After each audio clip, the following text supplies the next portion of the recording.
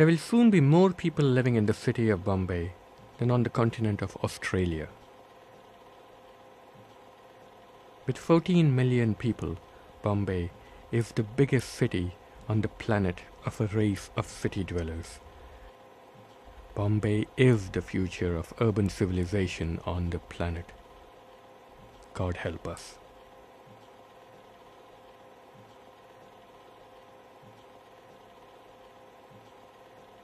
I am all-destroying death and the origin of things that are yet to be.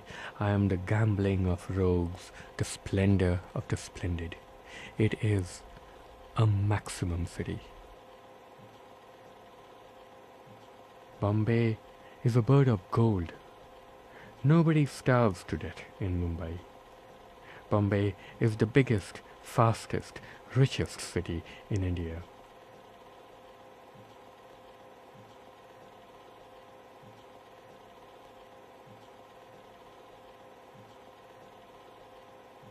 My name is Suketu Mehta, and I am the author of Maximum City, Bombay Lost and Found.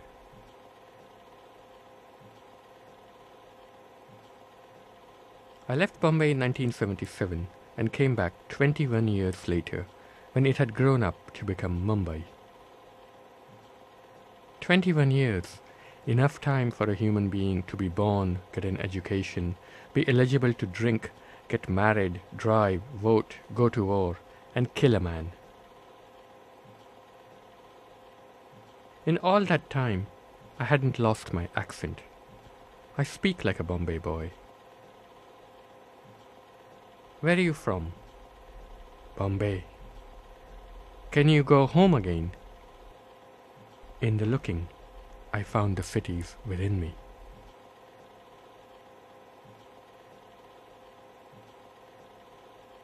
When I moved to New York, I missed Bombay like an organ of my body.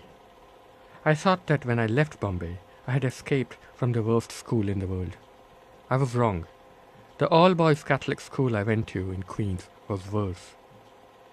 On the day I graduated, I walked outside the barbed wire-topped gates, put my lips to the pavement, and kissed the ground in gratitude.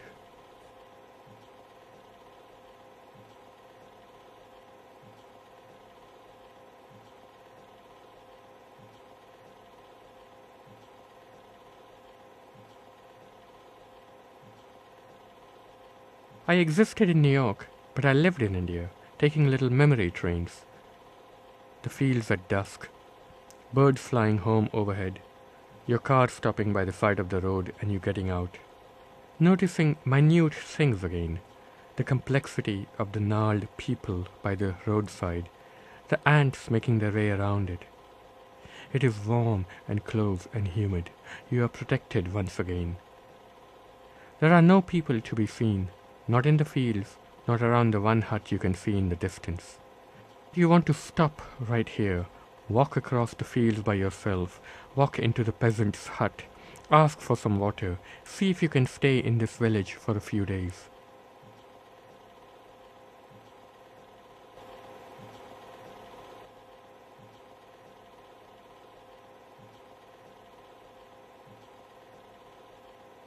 After several months at sea, after rounding the Cape of Good Hope, after many perils and storms and illnesses, beyond this massive gate lies all of India. Here are tigers and wise men and famines. A hurried stop, a quick halt to take a bath and get a night's sleep on solid land before the train departs early the next morning for the real India, the India of the villages. Nobody back then came to Bombay to live there forever. It was just a way station between paradise and hell. You came to Bombay to pass through it.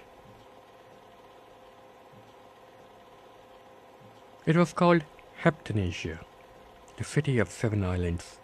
The Portuguese called it Bombay, Bombay, or Bombay, Portuguese for Good Bay, Boa Vida, the island of good life, because of its beautiful groves, its game, and its abundance of food.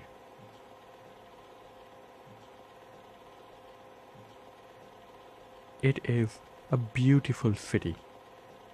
The sea on all sides, the palm trees along the shores, the light coming down from the sky and thrown back up by the sea. From the air, you get a sense of its possibilities. On the ground, it's different. On one side, villages. On the other side, buildings. He has identified the slums for what they are. Villages in the city.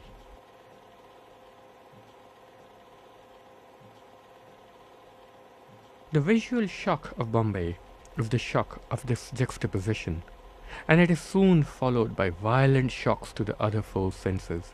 The continuous din of the traffic coming in through open windows in a hot country, the stench of bomb-bill fish drying on stilts in the open air, the inescapable humid touch of many brown bodies in the street, the searing heat of the garlic chutney on your vada pav sandwich early on your first jet-lagged morning.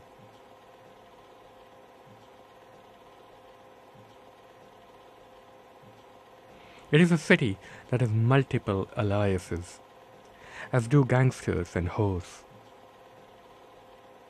In a city of 14 million people, how much value is associated with the number 1?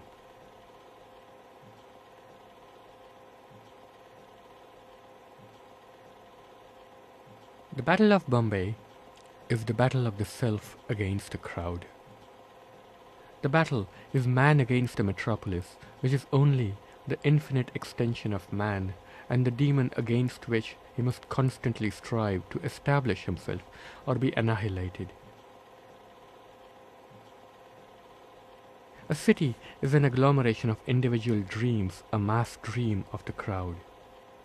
In order for the dream life of a city to stay vital, every individual dream has to stay vital.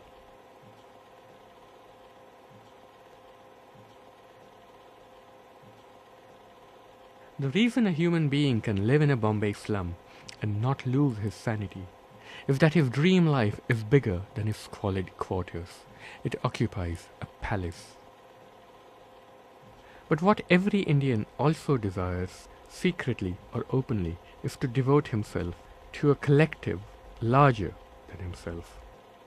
For in this country, which of all civilizations has been devoted to the most exquisite consideration of the interior life, of the form, structure, and purpose of the self, we are individually multiple, severally alone.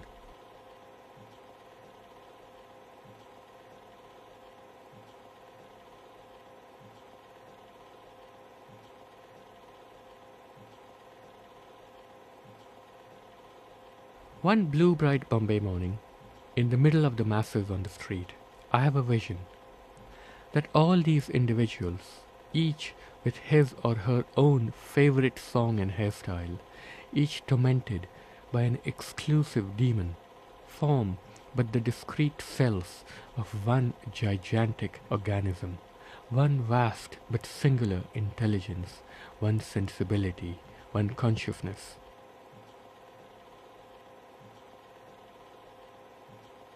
Each person is the end product of an exquisitely refined specialization and has a particular task to perform, no less and no more important than that of any other of the 6 billion components of the organism. It is a terrifying image. It makes me feel crushed. It eliminates my sense of myself, but it is ultimately comforting because it is such a lovely vision of belonging. All these ill-assorted people walking toward the giant clock on Churchgate, they are me. They are my body and my flesh. The crowd is the self, 14 million avatars of it, 14 million celebrations. I will not merge into them. I have elaborated myself into them. And if I understand them well, they will all merge back into me, and the crowd will become the self, one, many-splendored.